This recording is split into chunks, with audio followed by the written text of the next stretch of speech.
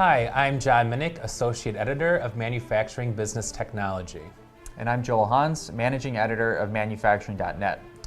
We're here today to talk to Brad Holcomb, Chair of the Institute for Supply Management Manufacturing Business Survey Committee, here to talk about the latest Manufacturing ISM Report on Business. Well, the PMI has progressively increased for the last 6 months, with November reaching the highest PMI in 2013. Can you tell me about this month's PMI number and what it means for manufacturing? Yes, the PMI, as you pointed out, is the highest for the year. In fact, I think it's the highest in a couple of years at 57.3. It's up from last month, and it's been progressively up month over month for the last 6 months. So it really shows that we're continuing the momentum that's been building in the second half of the year. All right, so along with the PMI, both new orders and production increased in November. So what could be playing into those two indexes, and how should businesses read into this data? New orders is really crucial, and that drives the whole system, and up a full 3 percentage points from last month. It's a strong number. And I want to skip down to backlog of orders. That's also very high, up 2.5 points. And between new orders and the backlog of orders, it's driving production up 2 percentage points to 62.8. So everything is pointing up and to the right, as they say. Now, it looks like hiring is growing faster. Is there any particular significance to this month's increased employment index? Yes, I think there is. It's up 3.3 percentage points to 56.5, a really solid number. We haven't seen that kind of number since, I think, April of 2012.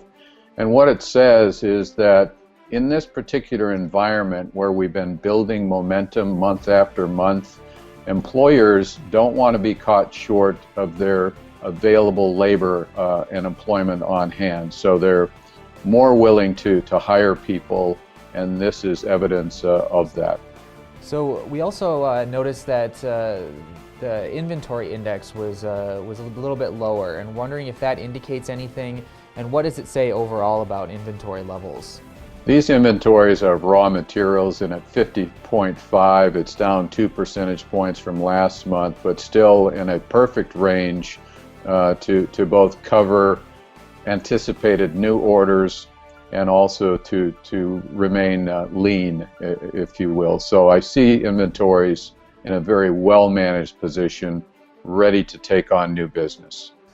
Well, while prices continue to increase, they've slowed down more. What is happening with prices, and is this good, bad, or indifferent for manufacturing? It's kind of indifferent. It's down 3 percentage points, but still at 52.5. The prices of raw materials are increasing, but they're increasing slower than last month. I almost call these prices in neutral gear at the moment. I think suppliers are not trying to increase prices. They'll wait until the typical early part of the year and springtime for price increases. So while I said it's kind of neutral and nothing really to be concerned about, nevertheless I also feel it's kind of good news. While exports are growing faster, imports have remained essentially flat. So what do you see these import and export numbers showing us? Yeah, two different things. Exports represents exports of largely finished goods, and imports largely of raw materials and subassemblies for manufacturing. So what exports is telling us at 59.5, a very high number and growing for 12 consecutive months, is that the world likes U.S. manufactured products in terms of quality, in terms of variety, in terms of pricing. On the import side, 55, still a good strong number, growing for 10 consecutive months, and it shows that we like raw materials from abroad. Is there any cause for caution or concern that businesses should be aware of right now?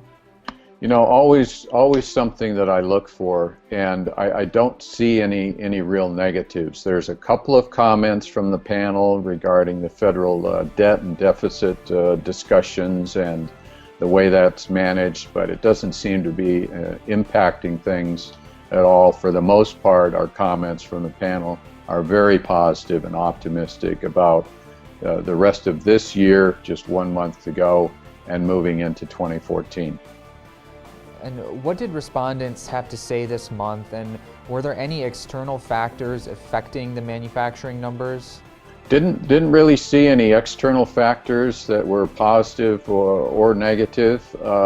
Just seems to be a lot of strong activity, pretty broadly based in terms of new orders, in terms of production.